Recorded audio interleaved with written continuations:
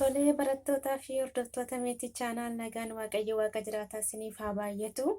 Akkam jirtu nagaa keessanii an nagaa kooti galata waaqayyo isinis baga nagaa keessan taatan jechaati. Warri haaraa dhuftan Nooraa welkaam baga nagaan dhuftanii isiniin jechaa akkasuma guyyaarraa kanan qabadde isiniif dhiyaadhe akkuma argitan kana meeshaalee faayaa aadaa Oromoo keessaa kanneen akka miidhaginaatti adda keenya jala ittiin hidhannuu fi gurra keenyatti kaawwachuu dandeenyu. Lootii jedhama miti wanti gurguru baadiyyaa afaan Oromootiin jechuudha. Akkamitti akka hojjennuuni isinitti agarsiisa. Viidiyoo kana hordofaa akkasuma immoo yeroo keessaniifis immoo sheer godhaa irraa baratanii meetii chaanaal sabiskiraayib godhaa, laayik godhaa. Yaada qabdan immoo koomentii barreessaa isiniin jechuutiin barbaada. Kallattii maammee akkamitti akka hojjennuun isinitti argisiisa. Na waliin ta'a. Garuu isa kan hojjennu as keessaa hundisaa gosa waan ta'eef kanan irra isinitti agarsiisuu filadheeni isa kana jechuudha. Kunoo kana isa kana isinitti agarsiisa. Akkamitti akka hojjechuun nurra jiraatu jechuudha kana. Kirrii irraa hojjenna.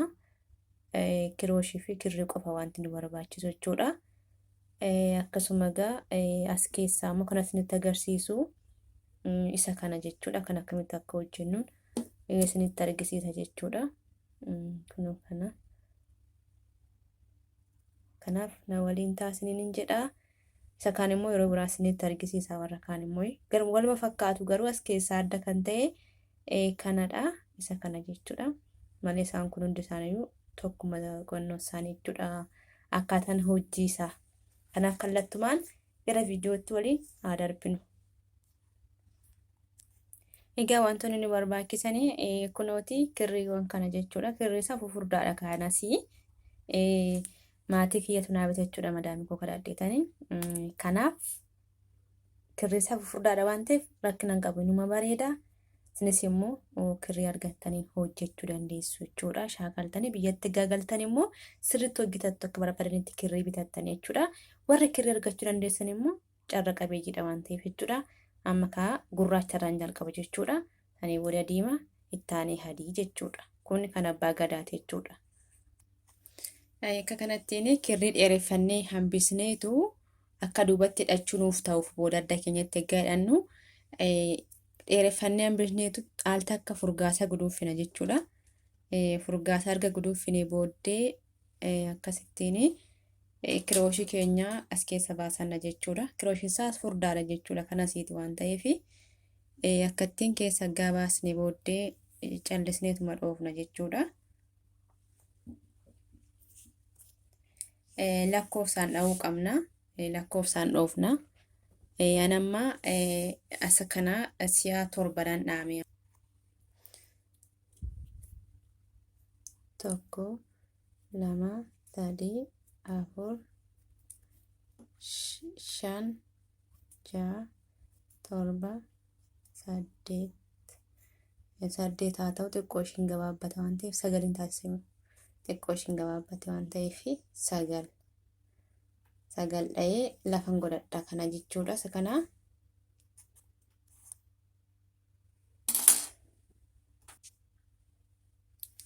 amma immoo diimaa inni dheeressinu isaa gabaabsineetuma guduunfina isaa akkasumatti al tokko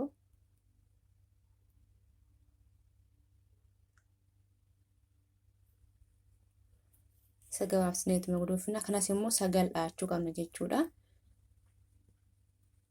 1 2 3 4 5 6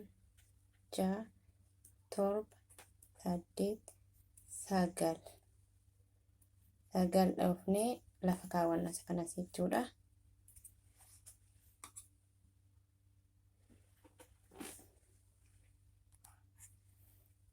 Isa adiis akkuma kanattiin al tokko guduunfanneetu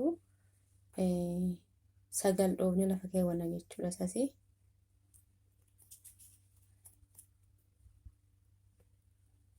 1 2 3 4 shan ja'a torba saddeet sagal dhoofnee sanii booddee hunda isaa bakka tokkottiin fudhachuu qabna jechuudha. Diimaa kana fudhanna amma jechuudha. Diimaa fudhannee adiitti dabalanna.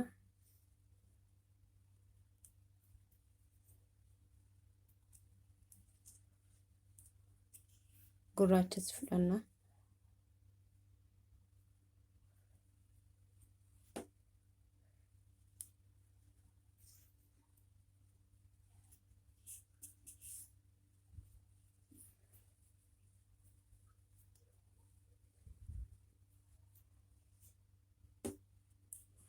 Sanii booddee al tokko keessa deeffanna jechuudha kirooshii keenya sinoda keessa. Sanii booddee akkattiin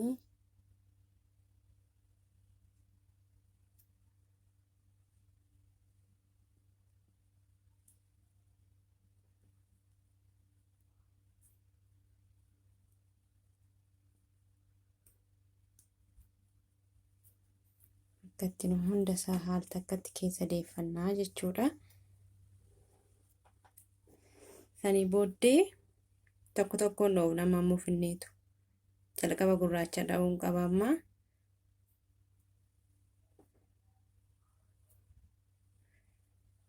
Sagaluma dha'uun qaba ammas. 1 3 4 5 6 7 8 sagal. Eega sagal dhoofne amma immoo diimaa dhaanna jechuudha.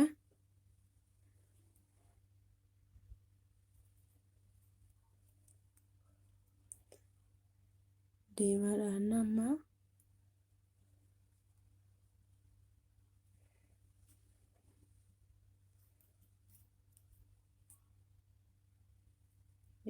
Tartiiba galuu qaba jechuudha. Gisee dhooftan tartiiba isinii gala waan ta'eef.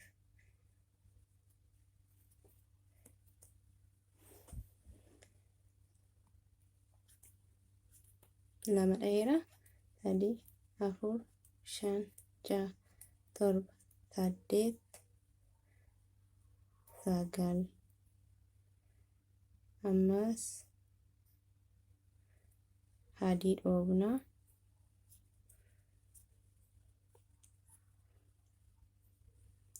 1 2 3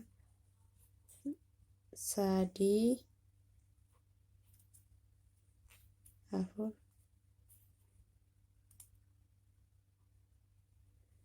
5 6 7 8 sagal. Ammas immoo akkuma ammaatti wal keessa deeffanna jechuudha. Hunda isaa bakka tokkotti. Akka kanatti nama hunda isaa al takkatti wal keessa deeffanna jechuudha. Akkuma duraatti kanasi.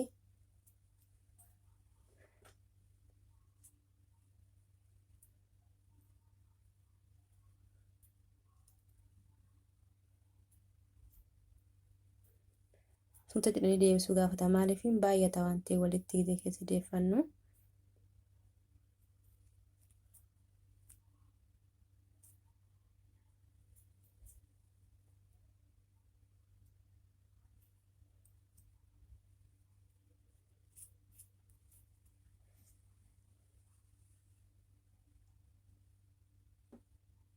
Kan akkasa kanaan nuu ta'e immoo hin taanere erga akkas taasifanne booddee karaa sirraanii kirrii gurraacha kanaa san duraan bise jechuudha. Isaanan asiin dha'a jechuudha.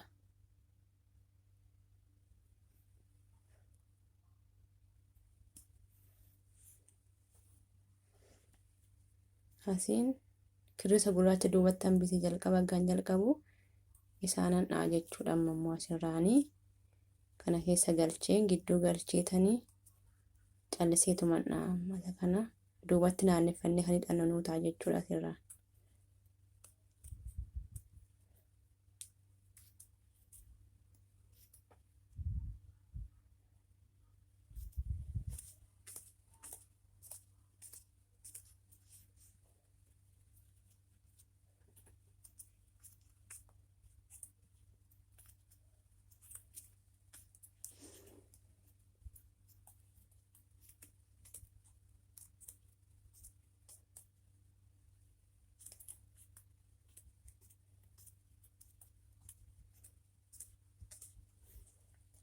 Tani booda hamma nu barbaachisu erga dhaanni kan dudduubatti guduufannu erga amma barbaannu dhoofnee kana xiqqooshii maqasiidhaan irraa mummuruu qabna jechuudha. Kana booda hunduma isaa hamma nu barbaachisu dheerina isaa amma barbaannu dhaanna jechuudha. Kanaaf dhayeeta walitti deebinaa siniin jedhama. Sitti immoo yaadatti qabadha. Kun akka kanatti dhayee xumureen jira jechuudha. Amma kana wanti nuti gochuu qabnu diimaa fi adii irraa kutuu qabna jechuudha. Xiqqoo ishee dheeressaniitu isa diimaa fi isa adii irraa kunna.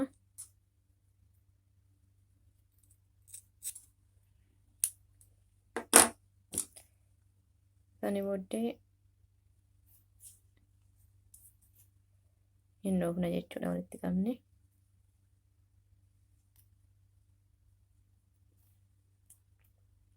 Kana keessuma gashineetu akkuma isa duraa sanatti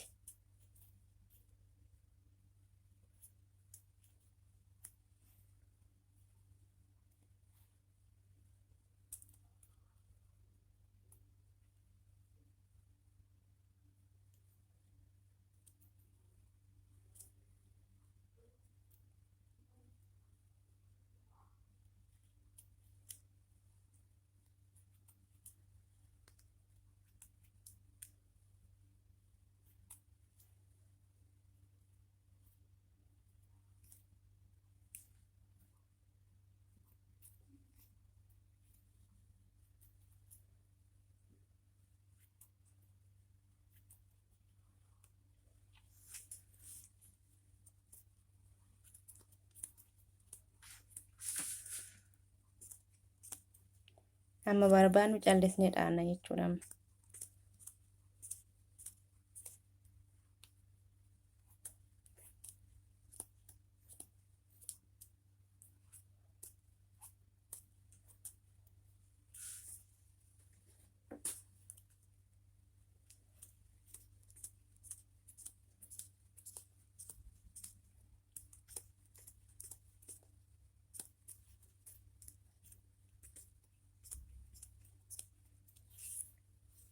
Namni kun nagaa jechuudha.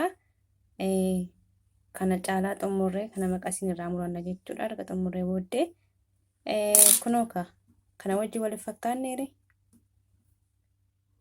sammaata irra bareeda yoo ta'u hin beeku. Kana fakkaata gabaayee nama tursu jechuudha. Daqiiqaa 3 darbaan ture jechuudha dura.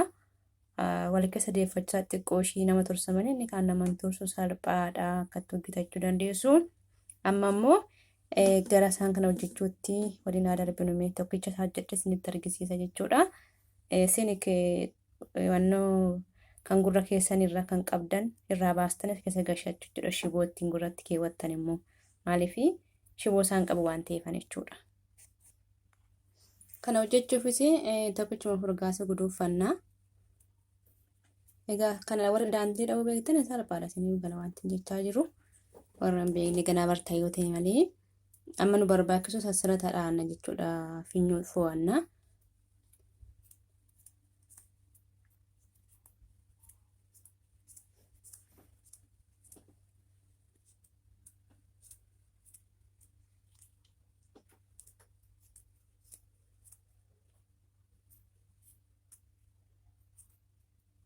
Isin amma barbaadan dhaachuu dandeessu. 20 dhayeen jira jechuudha. Ammani 20 dhayeetan jira jechuudha.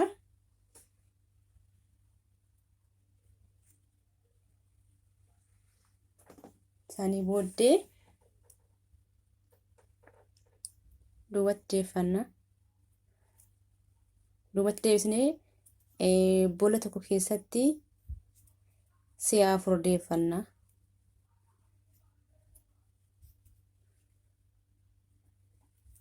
Hunduma isaa akkasumatti qaawwa tokkicha keessa gizee 4 deeffachuudhaan sana ammoo hojjedhe kana argachuu dandeenya jechuudha.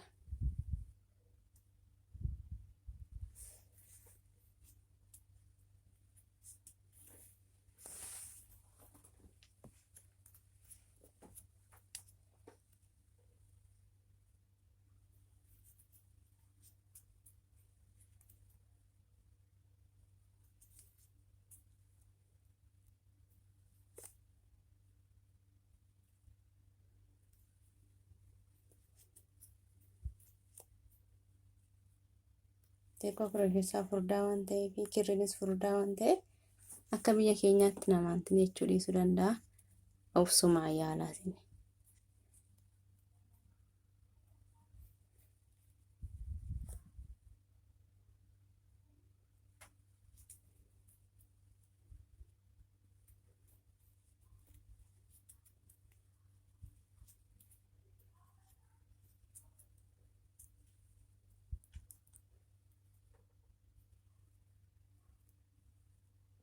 Akkatti wal jiranuuf xalafama jechuudha. Gizee dhoofnu jechuudha. Bola tokkotti afur waan deefanneef baay'achaa deema waan ta'eef gaafa baay'atu walitti maramaa jechuudha. Akka kanatti hunda isaa dhoofna. Amma erga nangaraan godhee kirrii isaa adii irraa muruun qaba jechuudha.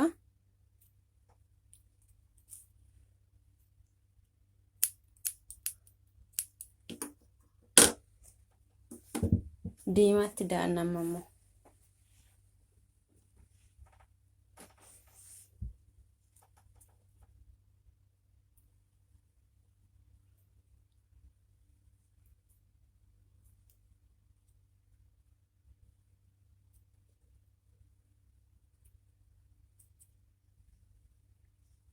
Akkas jennee